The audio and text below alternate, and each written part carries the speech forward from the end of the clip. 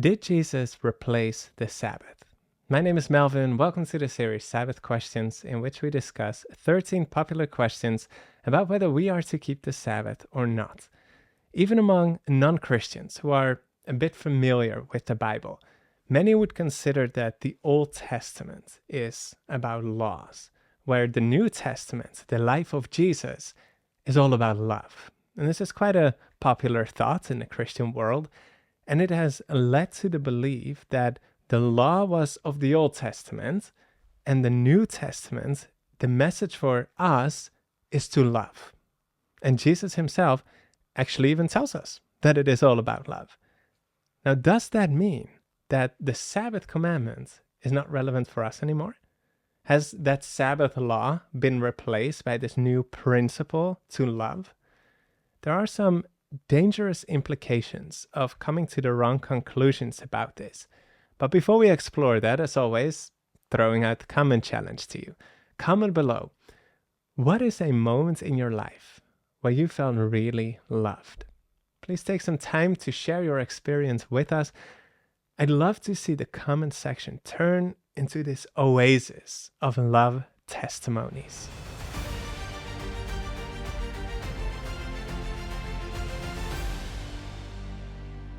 There's two main passages that this replacement theory is built on. So let's have a look at those.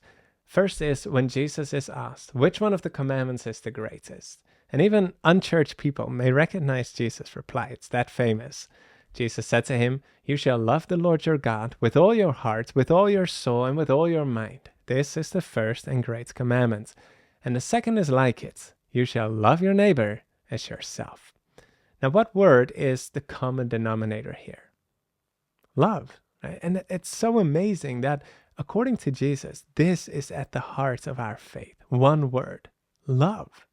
To love God, to love people, that's what it's all about.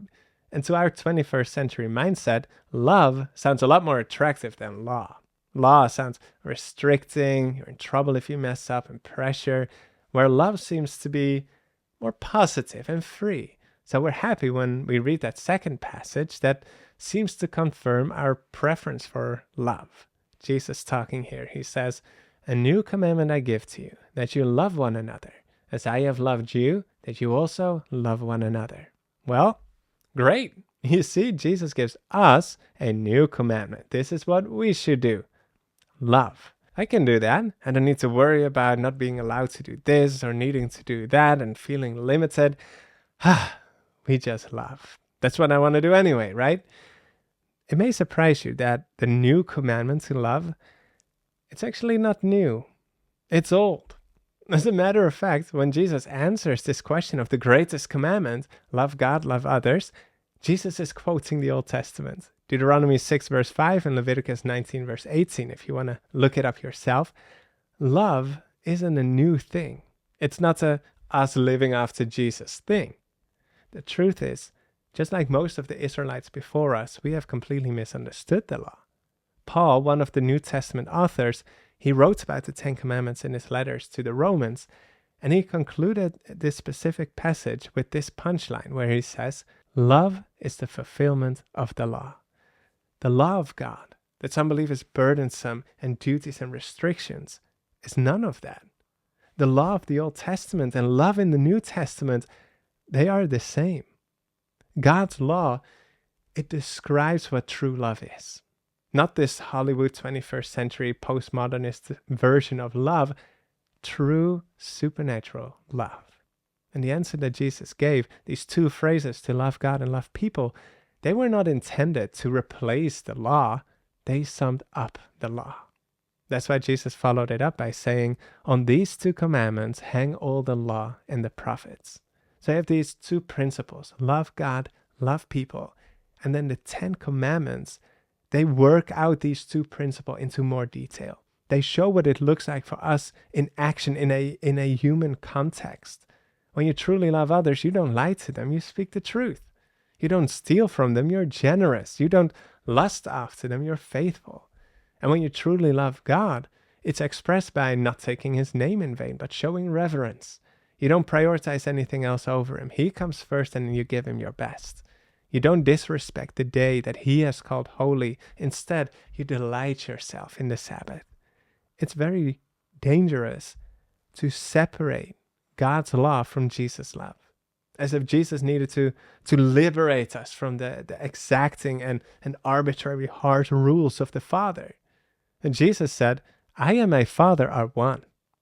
And I'll put up a list of verses that you can look up for yourself, where Jesus says that all his words, all his actions, everything in his life is directed by the Father. He even says, he who has seen me has seen the Father.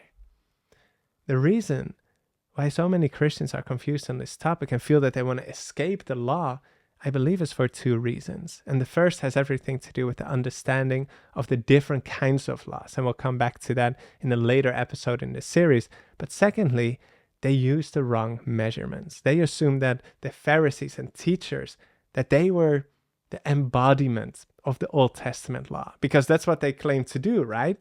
So we associate them, the law, with them, and legalism and judging and bondage. But contrasted to that, you have Jesus, and he clearly lives a completely different kind of life. So he becomes this liberating and attractive image of love. Jesus is love. The Pharisees and such are the law. But listen to what Jesus said about them.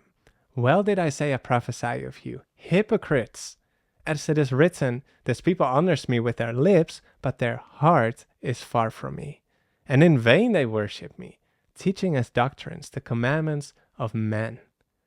These people, they claim to be lawkeepers, but they were hypocrites. These educators, priests, and leaders, they had made so many of their own rules and traditions, their own interpretations, that they completely overshadowed and distorted and turned people away from God's law of love.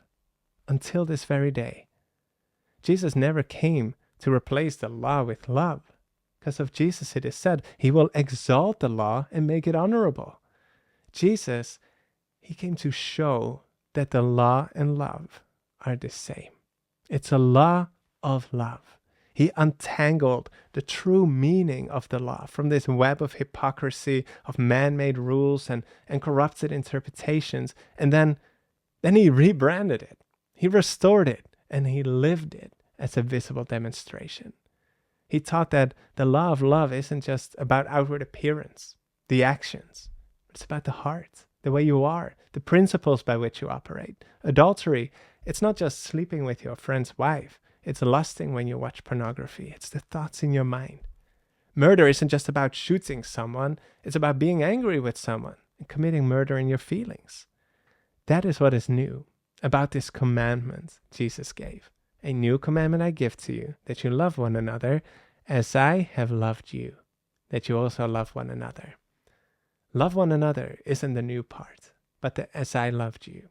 Because Jesus raised the perceived standards. He set the visible and complete example for us to follow of what it truly looks like to follow the law of love, loving God, loving people. Jesus did not come with his own set of laws to replace the ones from the Father. But what does it mean when the Bible says he fulfilled the law? The claim is made that Jesus fulfilled the law on our behalf, so it's not relevant for us anymore. In the next episode, that's what we'll talk about as we continue our series, Sabbath Questions. And remember, as always, you don't just want to be a hearer of the word, you want to be a doer. And the best way for you to make this message your own, to act on it in your life and be able to teach it to others, is to first write down in your own words what you have learned. So comment below your summary of this episode. I'll choose one of them and I'll pin ya. Maranatha from Norway.